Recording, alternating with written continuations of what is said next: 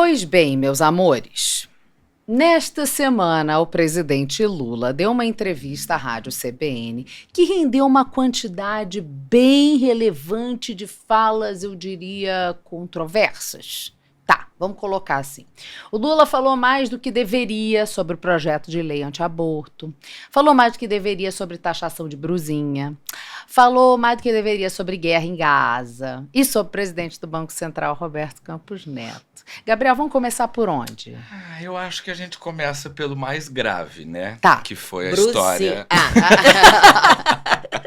a história do Campos Neto. Porque, de resto, a coisa é um pouco esperada até, né? O Lula parece que ele tá indo de Biden. Né? A gente vai falar mais a respeito ao decorrer do programa, mas enfim. Tá.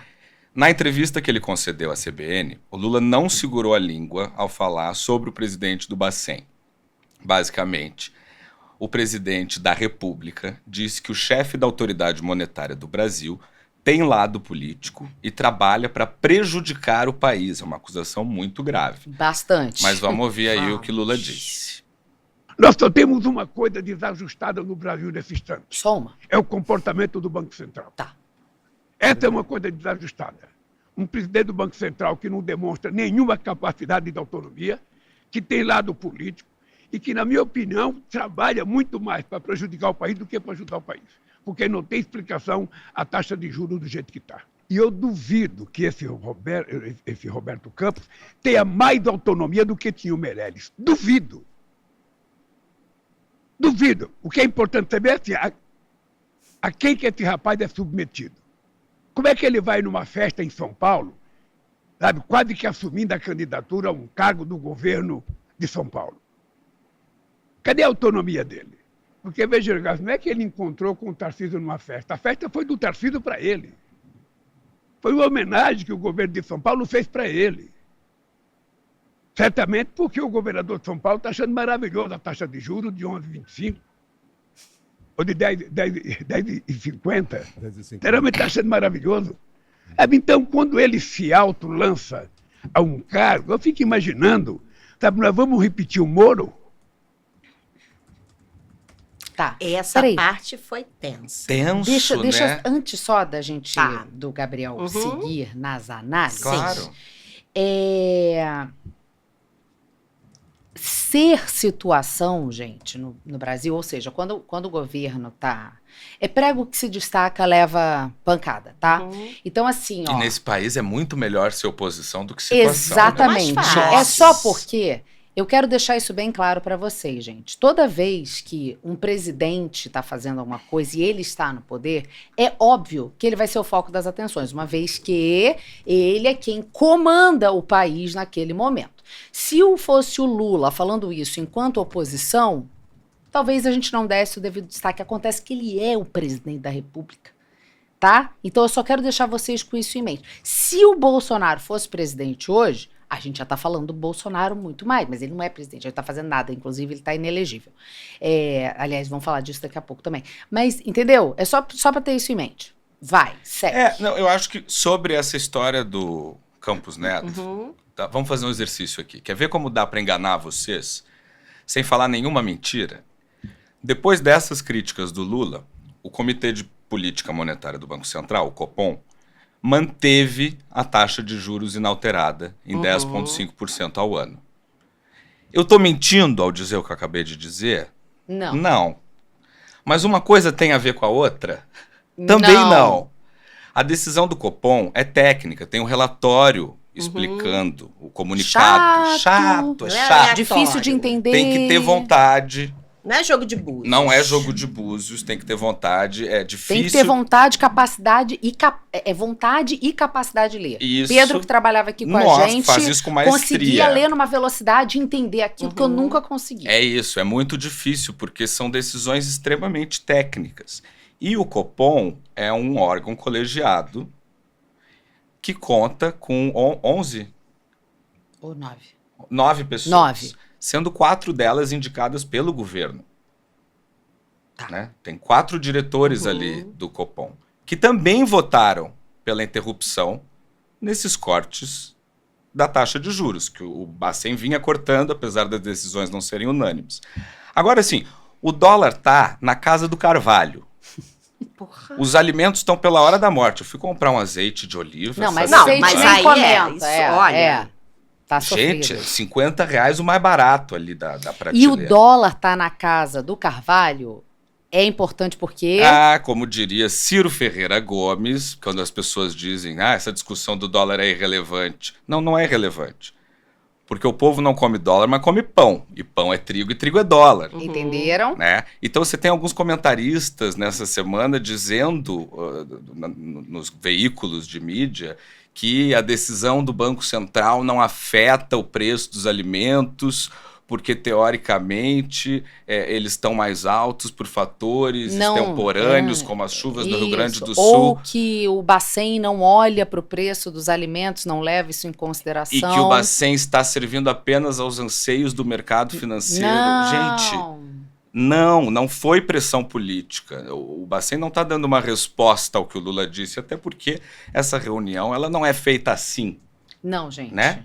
Agora, por que ele compara? Eu sei que a gente combinou de não extrapolar muito tempo hoje, mas por que ele compara o Roberto Campos com o Moro nessa parte? Ele quer dizer que é uma pessoa que tem uma função pública, institucional, E como que o Moro tá tinha como utilizando juiz, e que utiliza esse cargo para benefício político, como o Moro fez depois que aceita, ainda como juiz, basicamente, aceita ir para o Ministério da Justiça do Bolsonaro. E a gente fica falando, o Copom. O Copom define a taxa básica de juros. Tá, mas que raios é Copom? É o Comitê de Política Monetária. Existe uma coisa que é a política monetária. Monetária vem de moeda, tá? Dinheiros. E as regras fiscais, o que é fiscal. A parte fiscal é uma coisa, gente. A política monetária é outra. Eu acho que basicamente, numa Isso. frase curta, a gente pode dizer que a política monetária ela diz respeito ao controle sobre a oferta de dinheiro que existe no Brasil. Isso. E a política fiscal é a política que aí cabe ao Cuida das governo, contas. que é receita e gastos. Isso. Né? Basicamente isso. E a autoridade monetária do Brasil é o Banco Central, que é independente, teoricamente, dos anseios do governo de ocasião. Isso. Né? Tá? E lembrando que Campos Neto Campos Neto. veio ainda na coisa do Bolsonaro. Por isso que o Lula também tem esse Sim, ódio, essa sim. coisa mal resolvida com o Campos Neto Mas também, não que não se- abaixa a cabeça pra ele, Mas não se né? incomodou do Campos Neto continuar, né? É tudo muito jogo de cena. É tudo, Sempre. é isso. Igual a história do aborto que a gente falou na semana passada. E que É a jogar gente- pra torcida. Já vamos falar, isso, né, a respeito. Exatamente. Mas assim, o ponto é esse. O Lula tá vendo uma inflação controlada. Então o Lula quer que cresça mais aí o rolê da economia, né? Teoricamente, para você crescer o rolê da economia, a taxa de juros tem que estar mais baixa, porque quando a taxa de juros está mais baixa, as pessoas gastam mais, porque elas pegam mais crédito, porque tá mais barato pegar dinheiro. Isso. O custo do dinheiro O custo fica do mais dinheiro baixo. fica mais baixo. Só que não é simples, gente. É assim, é uma conta muito de uma balancinha, porque tem fatores internacionais, tem questões do gasto do governo, tem questões do gasto da população, tem um monte de conta para ser feita para você decidir se você vai despencar com a taxa de juros ou não. Tá. Não depende da caneta, né? Quando depende Não. da caneta, acontece o que ocorreu em 2014. Exatamente. Você vai, troca o presidente do Banco Central, decide quanto que vai ficar a taxa Muda o de preço juros, da muda gasolina, o preço porque eu de tudo, decidi pronto. e acabou. E aí depois a conta chega. Aí deu uma crise, não sei se vocês lembram, econômica, muito séria. Rolou. Que não era vista há muito tempo. Tem um Tá. probleminha, né? Deu. E aí, voltemos ao Luleldo. Lula, não satisfeito em atacar diretamente o presidente do Banco Central, ele resolveu falar sobre outros temas também. Entre eles, a tão comentada taxação das compras internacionais até $50. Vai, Lula, é contigo. Deixa eu casar. Essa é uma briga muito esquisita. Muito. Porque é coisa do Brasil. É. É como que quem governa o Brasil, a maioria dos deputados, a maioria dos senadores, é todo mundo de classe média classe Isso. média alta. Ou seja, veja o que está acontecendo. Quando alguém viaja de classe média e vai para o exterior, ele tem direito a gastar até $2.000 sem pagar imposto. Se ele viajar 12 vezes por semana, 12 e vezes 24 por semana. milhões de pessoas viajam, nós vamos ter aí um déficit de 100 e poucos bilhões de reais. Por que taxar o pobre e não taxar o cara que vai no free shop e gasta $1.000? É apenas uma questão de consideração com o povo mais humilde desse país. Sabe, as pessoas gastar $50 tem que pagar imposto e o cara que gasta 2.000 não paga? Veta! Gasta 1.500 não paga, gasta 1.000. Então, essa foi a minha divergência. Por isso que eu vetei. Não... Eu vetei. Depois, houve uma tentativa de fazer acordo, houve um acordo. E eu assumi o compromisso com o Haddad de que eu aceitaria colocar o PIS e COFINS para a gente cobrar, que dá mais ou menos 20%. Isso está garantido. Isso está garantido. Eu estou fazendo isso pela unidade sabe, do Congresso e do governo e das pessoas que queriam, porque eu, pessoalmente, acho equivocado a gente taxar as pessoas humildes que gastam $50. Pelo amor do Santo Cristo, não se deixa enganar por palavras vazias. Quando ele não fala a troco de nada, eu vetei. Não vetou nada. Nada chegou para ele vetar. Não. O PL ainda não está lá. Não, ele vetou na cabeça dele. É isso. É uma mentira da Receita Federal. É uma mentira da Receita. Ele vetou o quê? Ele vetou numa discussão informal? É disso que ele está falando? A princípio foi, porque ele vetou e aí o Haddad explicou para ele, e aí veio uma proposta de acordo, e aí ele fez um acordo pela governabilidade. Isso, tá bom, para colocar... Tá, ele coloca o imposto até $50, Isso. mas tem a compensação do PIS/COFINS que ninguém conseguiu entender direito ainda. Não, mas que deu uma E treta. que deu uma treta federal que acabou, no Senado, que acabou no PL do aborto. Vocês estão entendendo Olha. como tudo tá conectado? Não, é óbvio que ninguém tá entendendo, porque Né? as pessoas não entendem. Aí fica um falando uma coisa, outro falando outra coisa, e o que a gente quer dizer pra você é... Tá jogando pra torcida. Tá jogando pra torcida. Cada um tá jogando pra sua torcida. Tá? Feio não Sempre. tem pai. É isso. Ele não vai Filho nunca. feio não tem pai. Tanto É que, exatamente tanto isso. que na tramitação do PL das Brusinhas, o relator, que eu esqueci o nome agora no Senado, ele faz aquela manobra de tirar Do a texto. taxação do Sim. texto para exigir que o PT também assine o destaque que incluía a taxação dos $50. Exatamente. Então é um discurso demagogo, porque quem não quer não faz, veta. Seria muito mais digno dizer, com todas as letras, não posso vetar, pois senão ficarei refém do Congresso. Ou não, ou assim, a gente precisa desse dinheiro. Ou, né, é uma coisa... Milhões de coisas. Banca a tua a decisão. É Banca a isso. decisão, entendeu? Porque tá fazendo o bolso da população sangrar, dizendo, eu não queria fazer isso. Ué, presidente da República, rapaz. Você pode fazer, Não fica gostou, tranquilo. veta. Aí, seguindo, Lula tava aproveitando ali, tava solto, né? Tinha tomado Venvance? Não sei, mas tava animado. Tava animado. Tava É em que às vezes casa. o Donarém bate mal. Tava literalmente em Donarém. casa, não tô me referindo à imprensa. isso, Ele fez do Palácio da Alvorada. Porque teve comentário inapropriado também sobre a guerra em Gaza. Ocorreu. Ocorreu. Ocorreu mais ou menos isso, tá? Tá. Dessa vez, o Paim não estava falando diretamente sobre a guerra, mas ele fez uso, mais uma vez, de uma metáfora muito infeliz ao se referir ao Brasil. Vamos ouvir. Agora nós pegamos o país semi-destruído. Nós encontramos esse país como se fosse a faixa de Gaza. Ei. Cara, Totalmente destruído. Todas as políticas públicas, nós tivemos que reconstruir ministério por ministério. é Ele inapropriado. não se preparou para a entrevista. É inapropriado em tantos sentidos. Não tem uma media training? Não, mas assim, ó, até outro dia, Lula era o homem que não precisava de media training. Era um Exatamente. case de Que comunicação. houve, gente? Mas assim, ô Lula, comparar com logo você comparar com a faixa de Gaza, É mozão. inapropriado com Gaza, é inapropriado com o Brasil, que é dele. A E metáfora. é mais uma vez também aquele Querer discurso jogar pra galera. demagogo de herança maldita. Ninguém nunca é responsável pelo Brasil, né? As pessoas sempre estão arrumando o que veio antes. Isso é uma mentira deslavada. Ai, meu Deus do céu. Aí, gente, essa entrevista...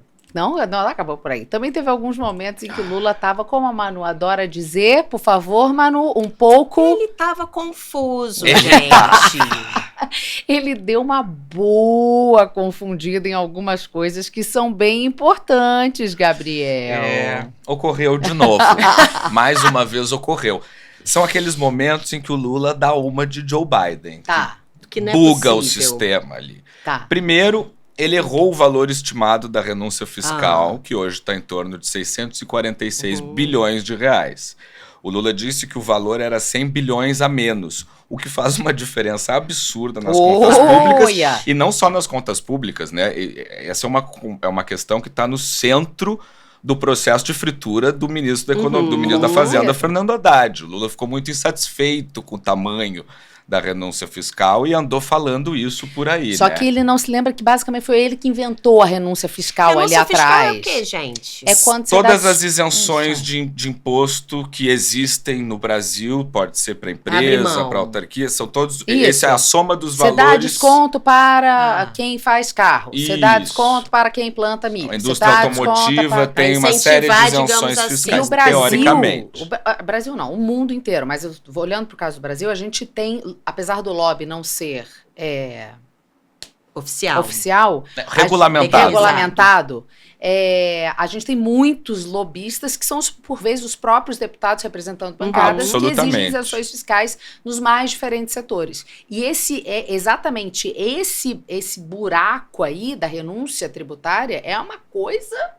E que vem de muitos anos, vem De de muitos décadas anos. aí, né? É Muitos uma questão anos. que todo Ele governante... mesmo deu um monte lá atrás, nos primeiros governos A dele. política dos gigantes nacionais. Foi assim que a gente criou a Debrecht, que a gente criou as empresas do Ike Batista, a E toma isenção JBS, fiscal. tudo com isenção na base da isenção fiscal. Tá, aí já a gente vai falar de fritura de Haddad também, tá?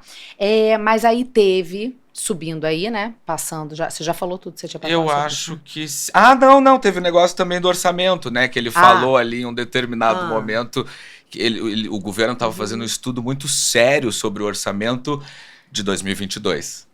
A gente espera aqui no Rivo News que tenha sido só um lapso e ele estivesse se referindo ao orçamento de 2025, porque Gente, o orçamento de olha 2022 não foi sequer feito por ele.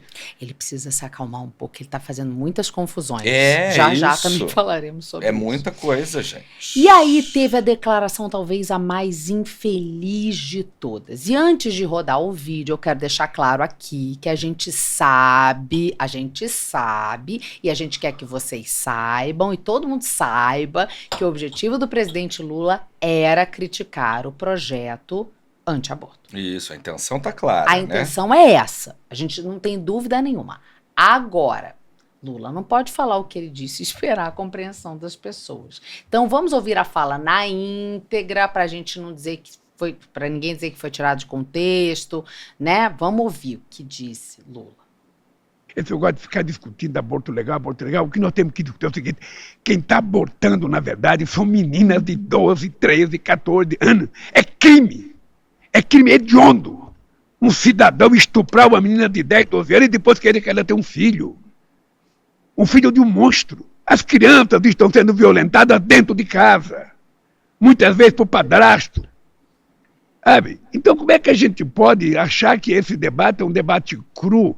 Ou seja, isso é um debate maduro que envolve a sociedade. Nós temos que respeitar as mulheres. Sabe? Elas têm o direito de ter um comportamento diferente e não querer. Sabe? Por que uma menina é obrigada a ter um filho de um cara que estuprou ela? Que monstro vai sair do ventre dessa menina? Não. Aí foi muito ruim. Aí Tem um certo bug na mente. E até então ele tava bem. Ele Que deslizou monstro no vai final. sair do ventre dela? A gente está cansado de dizer, e a própria militância de esquerda do Brasil está fazendo essa campanha. O fruto, a criança que é fruto do estupro é vítima também. A questão não passa por aí. Mas sabe o que é? Ele tinha Não voltado do passa. G7.